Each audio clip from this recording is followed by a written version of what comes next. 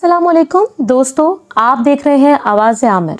अगर आप नए हैं तो सबसे पहले चैनल को सब्सक्राइब करें, क्योंकि यहाँ हम लाते हैं वो कहानियाँ जो दिल को हिला देती हैं, रूह को छू जाती हैं और इंसान को सोचने पर मजबूर कर देती हैं। सुबह का वक्त था, सूरज की पहली किरणें गांव की मिट्टी को छू रही थीं। सलीम, एक गरीब मगर मेहनती किसान, हाथ में बाल्टी लिए अपने गाय के पास बैठा। लेकिन आज कुछ अजीब था। गाय के थनों में दूध का एक कतरा भी नहीं था। गाय कांप रही थी और बछड़ा अपनी माँ के पास बेचैन खड़ा ममिया रहा था। सलीम की बीवी हलीमा परेशान होकर बोली, ये क्या मुसीबत आ गई है? ना हमें दूध मिलता है ना बछड़े को। सलीम चुप था। हर दिन के साथ गाय कमजोर होती जा रही थी। वो सोच में डूबा रहता। कभी लगता कोई चोर दूध चुरा लेता होगा, कभी सोचता शायद गाय बीमार है, लेकिन सच किसी और ही जहां में छुपा था। कुछ महीने पहले सलीम अपने खेत में हल चला रहा था। अचानक इसकी कदाल किसी सख्त चीज से टकराई और अगले ही लम्हे जमीन से एक चीख जैसी आवाज निकली। नीचे देखा तो एक सांप दो टुकड़ों में कटा हुआ तड़प रहा था। सलीम का रंग उड़ गया। या अल्लाह, मैंने क्या कर दिया? इसने कांपते हाथों से सांप को उठाया, खेत के किनारे झाड़ियों में फेंक दिया और फिर अपने काम में लग गया। मगर वो नहीं जानता था ये कोई आम सांप नहीं था, बल्कि एक नाग था। और इसी बिल में इसकी नागिन रहती थी, जो इस वक्त शिकार की तलाश में बाहर गई हुई थी। जब नागिन लौटी तो अपने साथी नाग को मुर्दा पाया। इसके जहर की तरह इसकी आंखों में आग जल उठी। वो लिपट कर रो पड़ी। फिर आसमान की तरफ देखकर फकार कर बोली, जिसने मेरे नाग को मारा है, मैं इसके घर की बुनियाद हिला दूंगी। इसने नाग की आंखों में झांका और वहां एक चेहरा उभरा, सलीम का चेहरा। रातों की खामोशी में नागिन अपने बिल से निकलती, सरकती हुई सीधी सलीम के आंगन में पहुंचती, गाय के कदमों के पास लिपट जाती और आहिस्ता आहिस्ता इसके थनों से दूध चूसने लगती।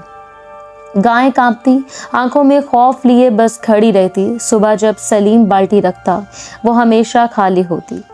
गांव वाले बातें बनाने लगे, सलीम दूध छुपा रहा है, शहर में बेचता होगा ज्यादा दामों पर। सलीम शर्मिंदा भी था, परेशान भी। आखिर दूध जा कहाँ रहा है? एक रात इसने फैसला किया, आज मैं सच देख कर रहूंगा। वो गाय के पास जा बैठा, जागता रहा, मगर नींद ने धोखा दिया। आंख लगी ही थी कि साए में से एक लहरा उठा। वो नागिन थी। इसकी आंखें सुर्ख, जुबान आग की तरह दहक रही थी। वो रेंगती हुई सलीम के पास पहुंची और बस हमला करने ही वाली थी कि अंदर से आवाज आई, अब्बा, अम्मा बुला रहे हैं। सलीम उठकर घर की तरफ बढ़ गया। नागिन का वार खाली गया। वो जमीन पर गुस्से में बल खाती रही, फिर हाँफती हुई बोली, बच गया आज, मगर ज्यादा दिन नहीं। वक्त गुजरता गया। सलीम तो बचता रहा, मगर नागिन अब एक नई चाल सोच चुकी थी। अब बदला उसके खून से लूंगी, उसके बेटे आमिर से। आमिर जवान और नेक दिल एक दिन बाजार में गया था। वहां उसकी नजर एक लड़की पर पड़ी। सियाह आंखें, चांद जैसा चेहरा और लबों पर एक पुरस्कार मुस्कुराहट। दिल जैसे रुक गया। इसने नाम पूछा, मैं अलीशा हूँ। बस वो लम्हा आमिर की जिंदगी का रुख बदल गया। जल्द ही दोनों करीब आए और एक दिन आमिर ने कहा, अम्मा, अब्बा, मैं अलीशा से निकाह करना चाहता हूँ। सलीम चौंक गया। किस खानदान की है? कहाँ की? आमिर बोला, वो यतीम है, बस मेरी किस्मत में आई है। आखिरकार निकाह हो गया, सादा सा मगर मुकद्दर बदल देने वाला। अलीशा का पहली रात गुजरने के बाद अलीशा बदलने लगी। उसने कहा, मुझे अलग कमरा चाहिए। रात के अंधेरे में वो चुपके से उठी और सलीम के कमरे में चली गई। वो सो रहा था। अलीशा ने उसका हाथ थामा और आहिस्ता आहिस्ता उसके जिस्म से जिंदगी खींचने लगी।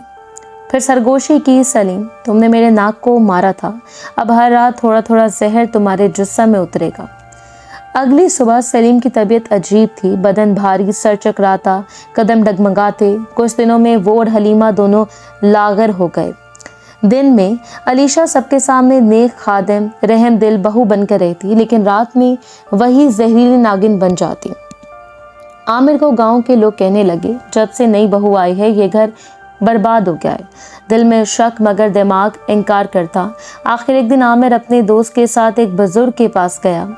बुजुर्ग ने आंखें बंद की, फिर बोले, बेटा तुम्हारे घर में कोई इंसान नहीं बल्कि वो है जो सांप की नस्ल से है। आज रात पानी के घड़े को खाली कर देना, अगर वो औरत वही है तो तुम सच खुद देख लोगे। रात गहरी थी। आमिर ने घड़ा खाली किया और एक कोने में छुप गया। कुछ देर बाद दरवाज़ा आहिस्ता खुला। अलीशा निकली, खाली घड़े को देखा और गुस्से से चीख उठी। अचानक इसका चेहरा बदलने लगा, आंखें सुर्ख, जिल्द चमकदार, जुबान 2 शाखों में बटी हुई। आमिर का दिल रुक गया। वो अब इंसान नहीं थी बल्कि नागिन। वो सलीम के कमरे में गई और इसका खून चूसने लगी। आमिर ने ताबीज़ मजबूती से थामा और धीरे से कलमात पढ़ने लगा। नागिन तड़पने लगी, फिर इंसानी रूप में वापस आकर अपने कमरे में चली गई। अगले दिन सुबह माँ का जिस्म जमीन पर बेजान पड़ा था। नागिन ने अपना वादा पूरा किया था। आमिर चीख उठा, अब ख़त्म करूँगा ये जुल्म। वो दौड़ा, बुजुर्ग के पास गया। इन्होंने इसे मिट्टी की एक थैली दी। ये वही मिट्टी है जहाँ तुम्हारे बाप ने नाग को मारा था, यही इसका जहर जलाएगी। रात हुई, नागिन पूरे रूप में इसके सामने आई। आमिर ने बुलंद आवाज में कहा, बिस्मिल्लाहिर्रहमानिर्रहीम, और मिट्टी इस पर फेंक दी। नागिन की चीख आसमान तक गूंज उठी। इसका जिस्म जलने लगा और वो चीखते हुए बोली, तुम इंसान मेरे दर्द को नहीं समझते। आमिर चीख कर बोला, और तुमने हमारा सुकून छीन लिया। वो जमीन पर गिरी और खाक में मिल गई। चंद दिनों बाद सलीम भी दुनिया से रुखसत हो गया। आमिर ने वो घर छोड़ दिया।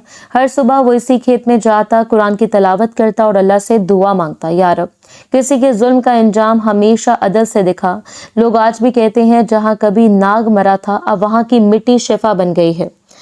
अगर आपको ये कहानी पसंद आई हो तो आवाज़ आमिर को सब्सक्राइब करें, क्योंकि यहाँ हर कहानी एक सबक है जो इंसान को इसकी हकीकत से रूबरू कर देती है।